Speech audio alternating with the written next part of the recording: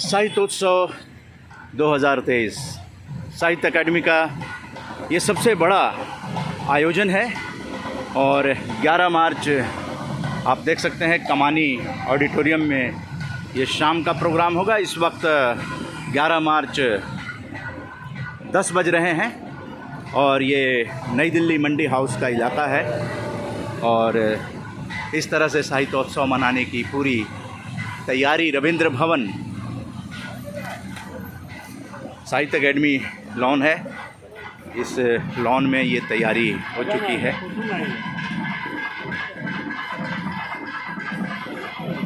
प्रदर्शनी जो साल भर की पुस्तकों की लगती है वो प्रदर्शनी यहाँ लगी हुई है। साहित्य अकादमी के साल भर के गतिविधियों की जानकारी यहाँ पर, हर भाषाओं की जानकारी यहाँ पर है। भगवान बुद्ध की प्रतिमा और प्रदर्शनी के उद्घाटन की तैयारी, लोगों का हुजूम, साहित्यकारों का, पुस्तक प्रेमियों का, पाठकों का यहाँ आ गया है। सभी के चेहरे पे मुस्कान है, एक मिलन स्थल हो गया है साहित्यकारों का।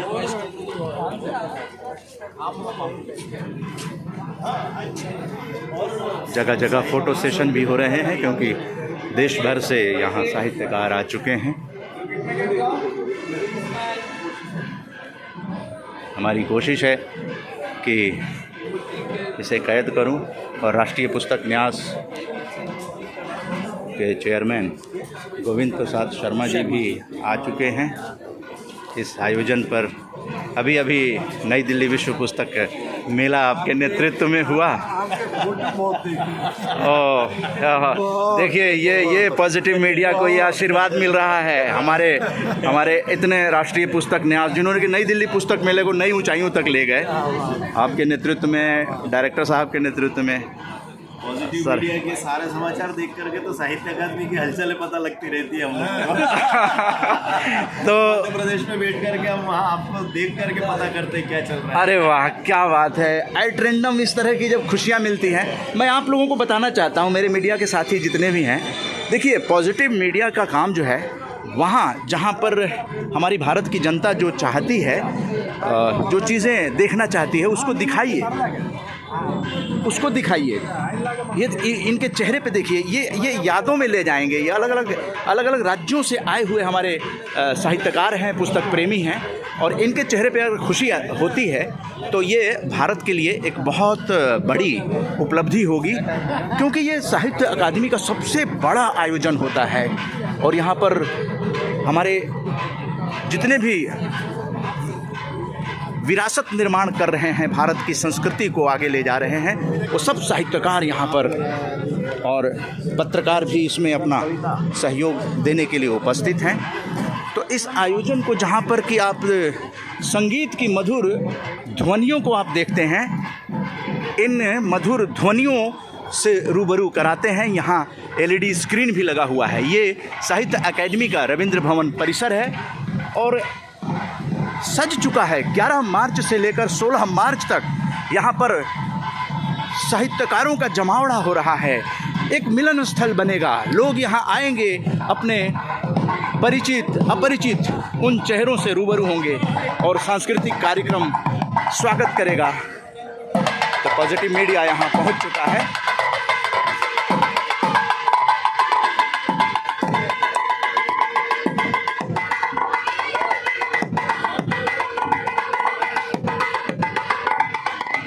यहाँ पर NCC के कैडेट्स साहित्य अकादमी में सेवाएं देने के लिए उपस्थित हो चुके हैं। ये देश से कनेक्ट कर रहे हैं हमारे NCC के जवान। सभी बालिकाएं हैं, आप सबों को बहुत बहुत बधाई। साहित्य के इस महाकुंभ को सफल बनाने के लिए उद्घाटन की तैयारियां हो रही हैं और हॉल दिखाना चाहेंगे। तिरुवल्लुर, जिन्हें वल्लुवर संत कवि, तमिल संत कवि तिरुवल्लुर। यहाँ देखिए कितना शानदार हॉल ये बनाया गया है इसी साहित्योत्सव के लिए। साहित्य की बातें होंगी फेस्टिवल ऑफ लेटर्स 2023। साहित्य एकेडमी आपको आमंत्रित कर रही है। एलईडी स्क्रीन जगह जगह पे लगे हुए हैं, पुस्तकें हैं, पुस्तक की प्रदर्शनी है और यहाँ पर फोटोग्राफ्स हैं। साहित्योत्सव साहित्य अकादमी का वार्षिक उत्सव। साहित्योत्सव साहित्य अकादमी के महत्वपूर्ण उपलब्धियों, मुख्य गतिविधियों को प्रदर्शित करता है। साहित्योत्सव में प्रदर्शनी, राष्ट्रीय संगोष्ठी, आदिवासी लेखक सम्मेलन, पुरस्कार अर्पण, बच्चों के लिए कार्यक्रमों आदि को प्रस्तुत किया जाता है।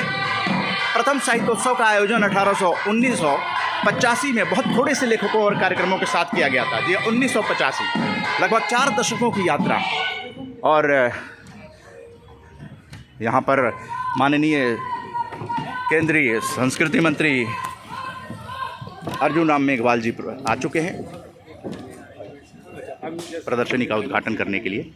माननीय केंद्रीय संस्कृति मंत्री अर्जुन राम मेघवाल जी।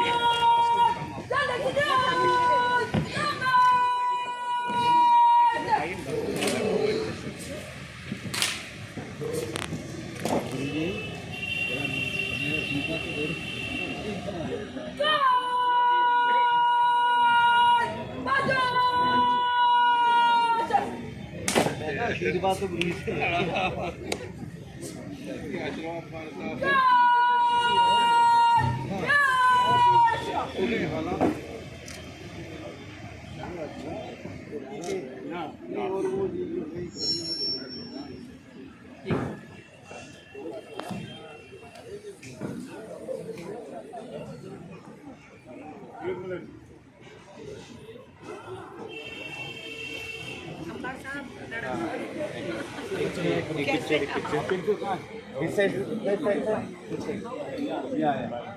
एक मिनट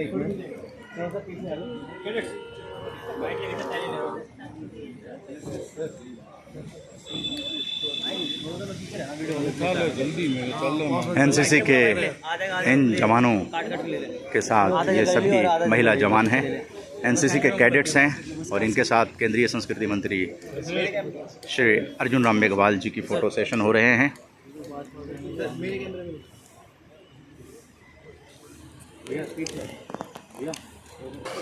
ये है अद्भुत दृश्य साहित्योत्सव का।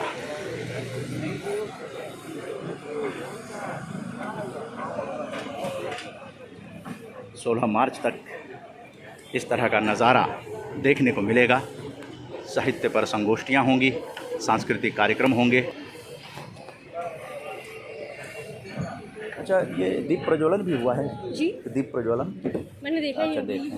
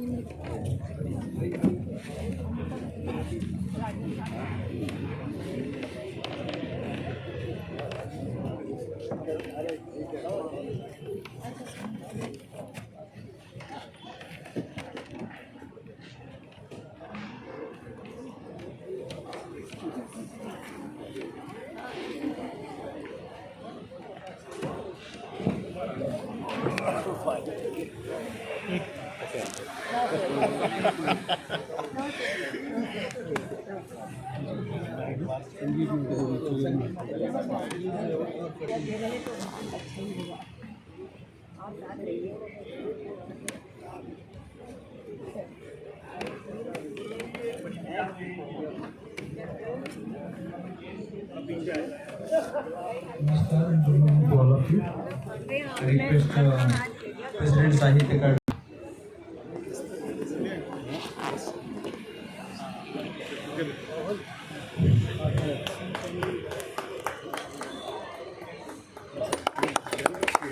मेरे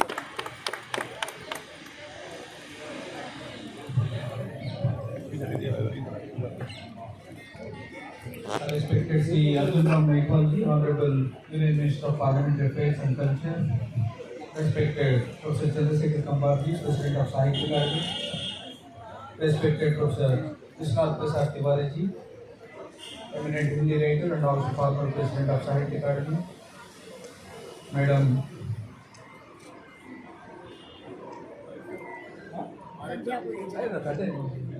Sadhna Purecheti, Chairman of Sangeet Natak Academy, and all the new General Council members of Sahitya Academy, eminent writers, my hardworking colleagues in the Academy, media personalities and friends. I am glad to welcome all of you for this edition of Sahitya Academy exhibition. Friends, this exhibition inauguration also marked the commencement of 39th edition of Festival of Writers.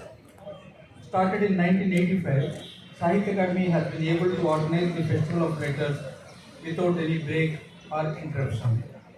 In the 1985 Festival of Writers, there were only a handful of programs and Sahitya Academy has grown to organize the festival featuring on an average 20 plus programs a year involving the participation of more than 250 writers, poets, translators, critics and publishers from all over the country to become the most inclusive literature festival of India. The theme for this year's Festival of Writers is One Year, One Family, One Future, to highlight the universal aspirations of Indian literary creations aligning with the age-old dictum of Vasudhaiva Kutumbakam. We have a day-long poetry reading in different Indian languages on this theme as part of celebrating India assuming the chairmanship of G20 for 2023 under the guidance of Sri Narendra Modi ji, Honorable Prime Minister of India. And also we are fortunate to have in our midst Madam Sadhna Purecheti ji, who is the chairman of Sangeet Natak Academy, who is also in charge of W20 to look after the G20 this year. India has bestowed a great responsibility on her. She is with us today. And in this year's festival, we will be hosting 40 plus events featuring 400 plus writers, poets, critics, translators, publishers and eminent personalities from various walks of life, thus making Festival of Letters 2023 largest literature festival of India. In 2022, Sahitya Academy under the guidance of Ministry of Culture, Government of India, also organized India's largest international literature festival in Shimla from 16 to 18 June 2022. That has been possible only due to continuous patronage of the writers of India and unconditional support and help of the Ministry of Culture. I join every staff who is present here, those who served the Academy in the past, all the past and present General Council and Executive Board members in thanking the writers of India and the Ministry of Culture. The Academy exhibition organized every year during the Festival of Letters showcases the seminal movements and achievements during the previous calendar year through photographs and the data chart. This is one continuing tradition. Actually, all the activities of Sahitya Academy are nothing but continuing traditions, including prestigious Sahitya Academy Award in 4 different categories. This continuing tradition has a significance and importance that is relevant to all ages and places, celebration of life and literature. This Festival of Letters is nothing but celebration of literature in diverse Indian languages. Friends, today's our chief guest Sri Arjun Ram Meghwal ji is the Union Minister of State for Parliamentary Affairs and Culture. In spite of his busy schedule, he is kind enough to agree to be with us this morning to inaugurate this prestigious event of the Academy. He is the author of several books in Hindi, such as Ek Safar, Hum Safar Ke Saath, Divya पत्र दाम्पत्य का, भारतीय मूल्य व परंपराओं के साक्षात करने वाला कानून, among others. He has been a member of several committees such as Consultative Committee of External Affairs, Standing Committee on Defence, Standing Committee on Science and Technology, Railways, etc. He has been working for the development of Rajasthani language and extended full cooperation in various capacities for recognition of Rajasthani to bring into the 8th schedule of the Constitution. Before I conclude, I would like to share with all of you the details of the programs, publications and awards of Sahitya Akademi from January 22 to December 2022. In 2022, Sahitya Akademi organized 579 literary programs in all the 24 languages. That is, we organized one program in every 15 hours. Organized Asia's largest international literature festival, Unmesha, in Shimla, with the participation of more than 400 writers. Published 465 books in all the 24 languages, including reprints. That means we published one book in every 19 hours. Presented a total of 96 awards in 4 different categories and presented 8 Bhasha Samman for the contribution to unrecognized languages and research into classical and medieval literature of India. Added 1560 books to its libraries, taking the total number of books to more than 3 lakhs. Produced 10 documentaries, taking the total number of documentaries on Indian writers to 168. Organized or participated in 107 book fairs or exhibitions across India. Generated a total revenue of 18.36 crores through sales of Academy publications in all the 24 languages. This is the highest sale so far after our Academy Institute in 1954. 18.36 crores that we achieved in the 2022. With these few words, I am glad to welcome all of you once again for this Academy Exhibition 22, and we need the same kind of cooperation and support in future our all endeavors. Thank you so much. Now I request Honorable Minister to address this August gathering.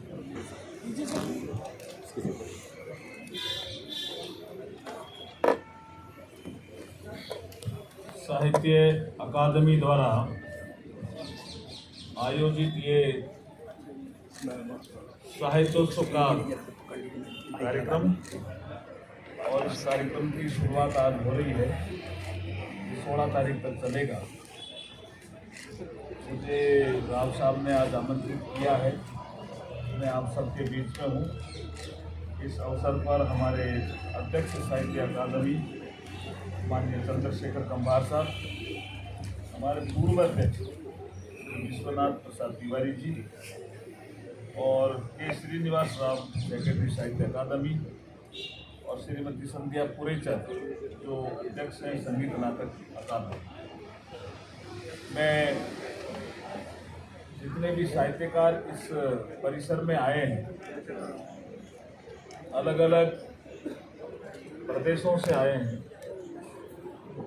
उन सबका भी मैं अभिनंदन करता हूँ और स्वागत करता हूँ। यहाँ बड़ी मात्रा में पत्रकार साथी भी उपस्थित हैं, उनका भी धन्यवाद करता हूँ कि पत्रकारों में भी जो एक साहित्यकार की भूमिका भी होती है। साहित्य समाज का दर्पण होता है और आपके पास दर्पण है, इसलिए पत्रकार और साहित्य भी बहुत थोड़ा फर्क अपन कर सकते हैं। और अधिकतर मैंने देखा है जो साहित्यकार होता है वो पत्रकार होता ही है और जो पत्रकार होता है वो साहित्यकार होता है। मधु जी हमारे सामने खड़े हैं, दोनों रूपों में देखा मैंने आपको। मधु जी आचार्य हमारे बीकानेर से। तो ये सुबह सुबह का कार्यक्रम मुझे बहुत ही अच्छा लगा है आपके बीच में आकर के। देखिए, अभी राव साहब बता रहे थे कि ये अवसर है G20 का। भारत को G20 की अध्यक्षता करने का अवसर मिला है 2023 में, और जो भारत ने इसका लोगो रखा और उसमें जो उद्देश्य प्रकट किया उसका भी पर्पज बहुत बड़ा है। वन अर्थ साहित्यकारों ने बहुत लिखा है हमारे वन अर्थ के बारे में, जो हमारे 5 तत्व होते हैं जिससे प्रकृति बनी और 5 तत्वों से ही शरीर बना। इसके बारे में साहित्यकारों ने बहुत लिखा, चाहे कबीर ने लिखा हो, चाहे रहीम ने लिखा हो, बहुतों ने लिखा। और वन अर्थ, वन फैमिली, वासुदेव कुटुंबकम, इसके बारे में भी बहुत लिखा। और वन फ्यूचर, बहुत सुंदर अवधारणा के तहत G20 का कार्यक्रम देश में चल रहा है और करीब 200 से ज़्यादा स्थानों पर ये कार्यक्रम होगा। कहीं न कहीं साहित्यकार भी जुटेंगे। अभी जिसका जिक्र संध्या पुरचैत जी के बारे में कर रहे थे, ये वुमन 20 को लेकर के कार्यक्रम है। ऐसे पार्लियामेंट 20 को लेकर के भी कार्यक्रम रहेगा। हमारे संसदीय कार्य मंत्रालय उसमें कहीं न कहीं जुड़ेगा। तो ऐसे बहुत से लोग, और मैं चाहूँगा कि G20 के प्रोग्राम जिस शहर में हो उसमें साहित्य अकादमी से जुड़े हुए लोग तो जुड़े ही जुड़े, कुछ न कुछ उसमें नॉलेज हासिल होगा, क्योंकि बाहर के लोगों के देश आएंगे, भारत के बारे में जानेंगे। आज़ादी का अमृत महोत्सव भी चल रहा है। 75 साल आज़ादी प्राप्त किए हुए हमें हो गया। हम कहाँ तक चले, कैसे चले, ये विश्लेषण करने का समय है ही, लिखने का समय भी है। लेकिन आगामी 25 सालों में हम कैसे चलेंगे, इसके लिए हमारे प्रधानमंत्री जी इस कालखंड को अमृतकाल कहा है। और ये अमृतकाल का पहला साल, इसमें ये बड़ा प्रोग्राम हो रहा है साहित्य अकादमी के द्वारा। मुझे लगता है ये ऐसी नींव रखेगा, आने वाले समय में भारत को विकसित भारत बनने में कोई रोक ही नहीं सकता। ऐसी नींव आज के इस प्रोग्राम से रखी जाने वाली है, ऐसा मुझे लगता है। हमारा संस्कृति मंत्रालय के पास कई ऐसी संस्थाएं हैं जो समाज को सही दिशा देने में काम करती है, चाहे ललित कला अकादमी हो, चाहे साहित्य अकादमी हो, चाहे संगीत नाटक अकादमी हो, चाहे नेशनल स्कूल ऑफ ड्रामा हो। ये सब रचनात्मक काम और सकारात्मक काम, उनमें इनकी रुचि रहती है। और कभी कभी मैं देखता हूँ कि लोग कहते हैं कि तिरुवल्लुवर ने कहा कि चंद्रमा को देखो। अब तिरुवल्लुवर साउथ में हुए, तमिल साहित्यकार थे, और वो समुद्र के किनारे बैठ करके जब चंद्रमा को देख रहे थे तो चंद्रमा में शीतलता है। तो यही भाव नॉर्थ में नानक देव जी भी कहते थे। देहे नैन बिना रैन चंद्र बिना धरती में बिना। आपको तो ध्यान है कितनी बड़ी ये सब कवि नहीं थे, संत भी थे, कवि थे, साहित्यकार थे। ये घटना मधु जी हमारे नानक देव जी के बारे में लोग कहते हैं जैन संतों से जब उनकी वार्तालाप हुई, बीकानेर नया नया बसा ही था, तो श्री कोलायत में नानक देव जी गए तो देखिए कैसी समानता है। इसको वन अर्थ बोलते हैं। कहाँ तिरुवल्लुवर वहाँ कह रहे हैं चंद्रमा के बारे में, और कहाँ हमारे गुरु नानक देव हमारे बीकानेर में, जो अभी भारत पाक सीमा पे स्थित है, लेकिन बीकानेर से भी आगे जहाँ कपिल मुनि ने तपस्या की थी, श्री कोलायत में। जैन साधु पूछते हैं आपको वो स्मरण करो, इसका क्या मतलब हुआ, क्या फायदा होता है? तो नानक देव जी देखिए कैसे कवि रहे होंगे और कितने बड़े रहे होंगे। जब कोई आदमी प्रकृति से मिल जाता है तो उसका सृजन भी विशाल हो जाता है। तो बैठे बैठे उन्होंने एक भजन गाया, मर्दाने था, लेकिन उन्होंने कहा कि अच्छा आप कह रहे हो नाम जपने से क्या फायदा, मैं बताता हूं। देहे नैन बिना, शरीर है और आंख नहीं है तो देहे नैन बिना रैन चंद्र बिना, रात है चंद्रमा नहीं है तो देहे नैन बिना रैन चंद्र बिना, धरती में बिना, धरती है और बरसात नहीं हो रही हो तो देहे नैन बिना रैन चंद्र बिना, धरती में बिना, जैसे तरवर फल बिना हीना, वैसे ही प्राणी हरि नाम बिना, सुमरण कर ले मेरे मना, तेरी बीती उम्र हरि नाम बिना। जैन साधु इतने अवाक रहे कि अभी कई बार जैन साहित्य में मैं पढ़ता हूँ कि जैन साधु और नानक देव जी का ये संवाद पूरे भारतीय दर्शन को प्रकट करता है। कोई आदमी कहता है कि दिया हम तो बहुत बुरे दिन आ गए, कैसे जिए? तो देखिए ये सब कवि थे जी, इनको नाम संतों का आप दे सकते हो। तो क्या कहते हैं रहीमदास जी, रहीमन चुप हो बैठी, रहीमन चुप हो बैठी है, देख दिनन के फिर, जब नीके दिन आई है तो बनत न लागे दे। अवसाद खत्म, डिप्रेशन खत्म। लोग जीने लग गए कि बुरे दिन भी हमेशा नहीं रहने वाले। जैसे सूर्य की धूप की ताप कभी कैसी, ऐसे ही ये बुरे दिन हमेशा नहीं रहने वाले हैं। तो ये एक दोहे पे कई लोगों ने पीएचडी की कि रहीमदास जी ने ऐसा क्यों कह दिया। मैं एक बार IIM अहमदाबाद में गया तो वहाँ एक दोहा कबीर, जिसमें एक आदमी पीएचडी कर रहा था, वो कहता है कि कबीर ने क्या कह दिया, बुरा जो देखा न मैं चला और बुरा न मिलिया कोई, जो दिल खोजा अपना तो मुझसे बुरा न कोई। It is the height of the introspection, it is the height of the introspection. आप यू कान इमेजिन कि कैसे कबीर ने कहा। लोग अब पीएचडी कर रहे हैं, कब कहा, किसके सामने कहा।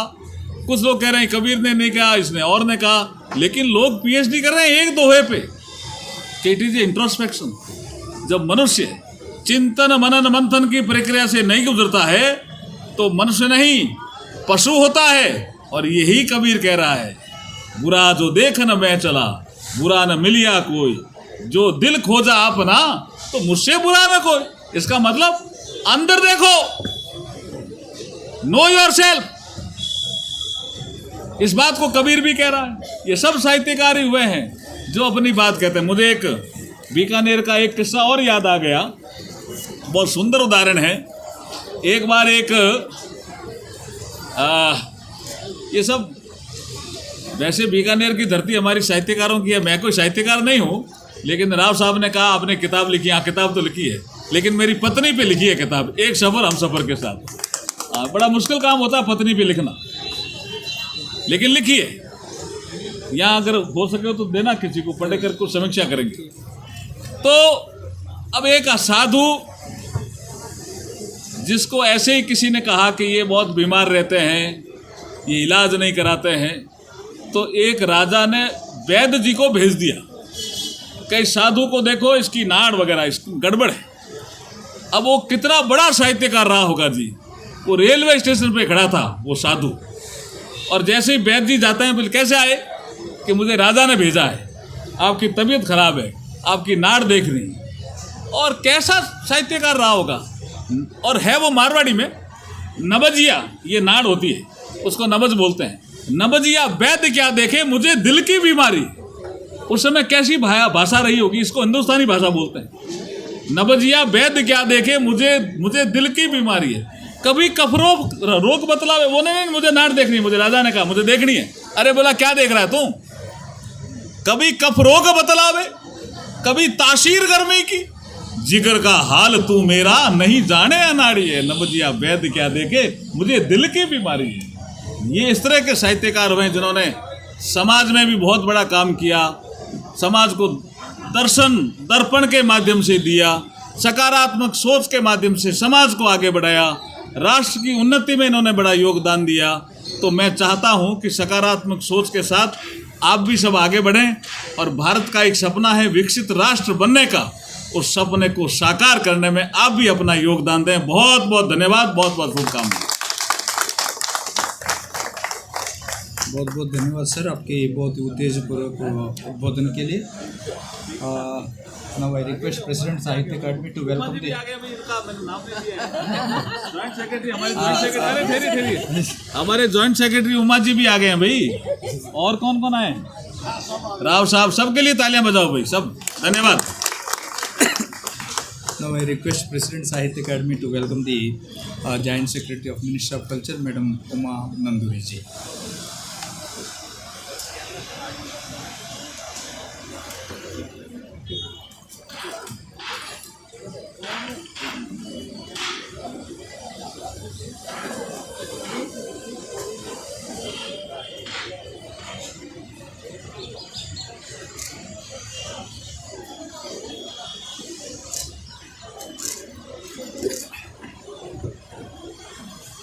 Now I request Honorable Minister, President Sahitya Academy and former President Sahitya Academy, Joint Secretary and Madam Sandhya Purecha ji to join in opening the Academy Exhibition 2020.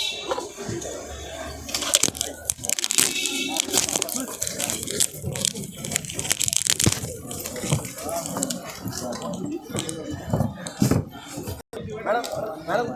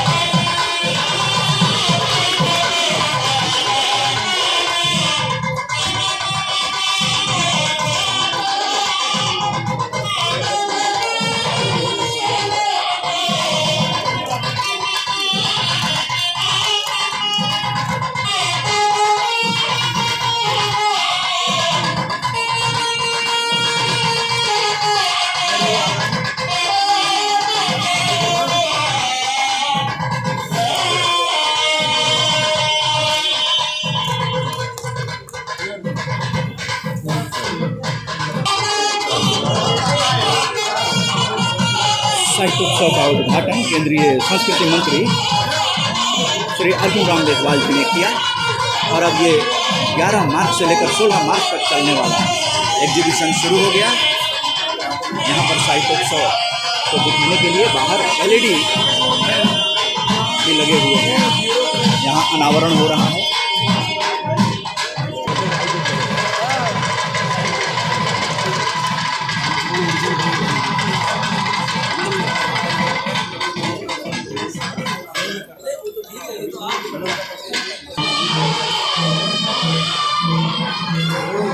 प्रदर्शनी का अवलोकन करते केंद्रीय संस्कृति मंत्री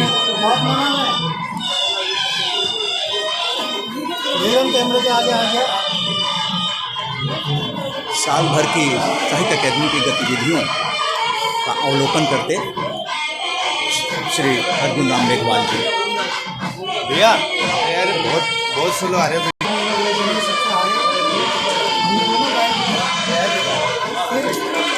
जब तुम दूसरों को नहीं सोचते तो अपने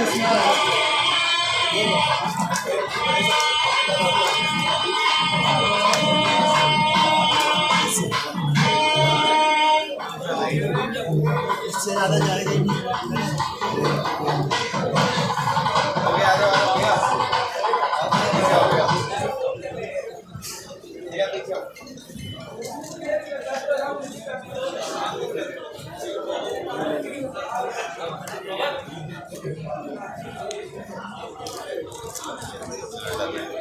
डन है बेटा।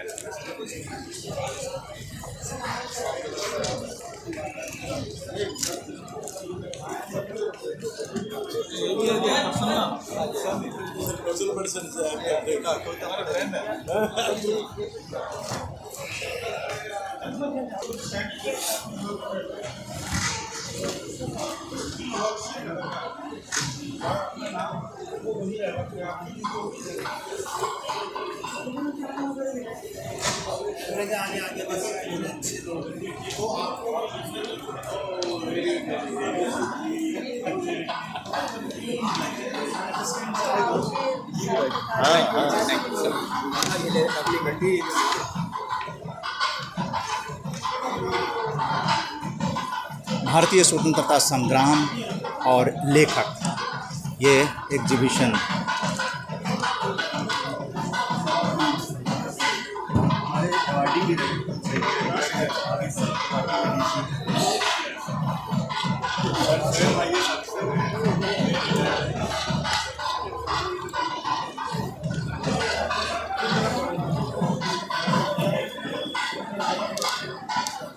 बहुत ही खूबसूरत एग्जीबिशन है। आज़ादी का अमृत महोत्सव के दरमियान लगाया गया ये साहित्योत्सव अपने आप में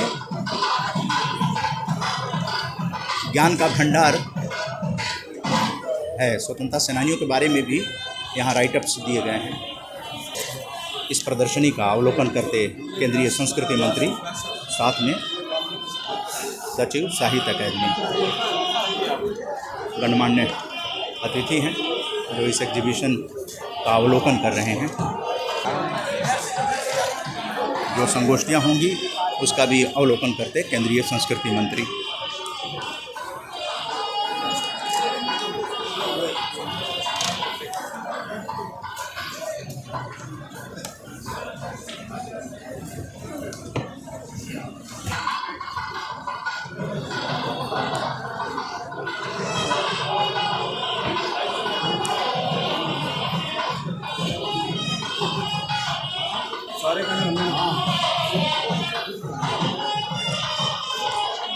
ग्यारह मार्च 2023 साहित्योत्सव 2023 का उद्घाटन केंद्रीय संस्कृति मंत्री ने किया और उसके बाद साहित्य अकेडमी के एग्जीबिशन का अवलोकन करते हुए, और यहाँ पर हॉल हैं जहाँ पर संगोष्ठियाँ होंगी। इन संगोष्ठी हॉल का भी अवलोकन करते केंद्रीय संस्कृति मंत्री। आज भी आपके टेक्निकल सेशन है।